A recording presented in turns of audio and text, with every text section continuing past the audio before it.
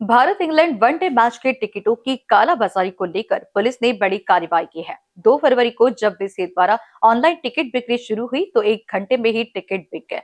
लेकिन कुछ लोगों ने कालाबाजारी की रिपोर्ट की, जिसके बाद पुलिस ने मामले की जांच शुरू की। सदर पुलिस को गुप्त सूचना मिली कि टिकटों की कालाबाजारी हो रही है, तो वरिष्ठ निरीक्षक मनीष ठाकरे और उनकी टीम ने कार्रवाई की। पुलिस ने 2 दलालों मनोहर हेमंत दास वंजानी उम्र 62 साल और राहुल भाऊराव रामटे की उम्र 38 साल को रंगे हाथ पकड़ लिया।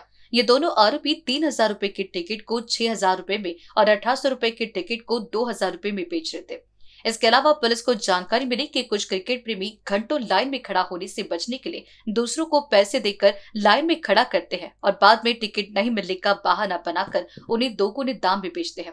ये कार्रवाई दर्शाती है कि टिकटों की कालाबाजारी अब बड़े पैमाने पर हो रही है और वीसीए की ऑनलाइन बिक्री प्रक्रिया में भी पारदर्शिता की कमी है। पुलिस ने सादे लिबास में तैनात होकर कार्रवाई की और अब मामले की आगे की जांच जारी है। नागपूरमध्ये जामठा स्टेडियम या ठिकाणी भारत विरुद्ध इंग्लंड ही जी मॅचेस होत आहेत त्या मॅचेसची तिकीट विक्री ऑनलाईन पद्धतीने सुरू आहे।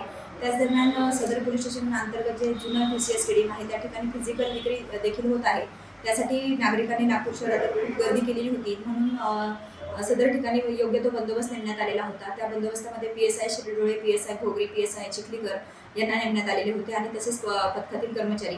त्या दरम्यान त्यांना तेथे गोपनीय माहिती मिळाली की हेरिटेज हॉटेलच्या बाजूला एका गल्लीमध्ये 2 संशयित इसम तिकिटाची काळ्या बाजारात विक्री करत आहेत, जो ठरलेला दर आहे त्याच्यापेक्षा जास्त दराने विक्री करत आहेत। अशी माहिती प्राप्त झाल्यावरून तत्काळ संबंधित पथकाने त्या ठिकाणी भेट दिली असता 2 इसम नामे मनोहर हेमंतदास वंजानी वय 62 वर्ष राहणार गांधीबाग आणि राहुल भाऊदास रामटेके वय 38 वर्ष राहणार वाडी या 2 इसमांना तेथून ताब्यात घेण्यात आले होते। त्यांच्याकडे घटनेच्या अनुषंगाने चौकशी केली असता त्यांनी त्यांच्याकडे असलेले इंडिया विरुद्ध इंग्लंड या सामन्याचे 3,000 रुपयाचे तिकीट 6,000 रुपयात आणि 800 रुपयाचे तिकीट 2,000 रुपये दराने ते विक्री करत होते।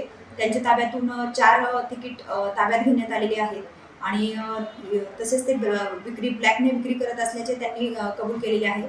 सदर 2 आरोपितांच्या विरुद्ध मान्य डीसीपी मदने सर, मान्य ठाकरे सर यांच्या आदेशाने भारतीय न्याय संहिता कलम 318, 319, 62 अन्वये गुन्हा नोंद करण्यात आलेला आहे आणि पुढील तपास सुरू आहे।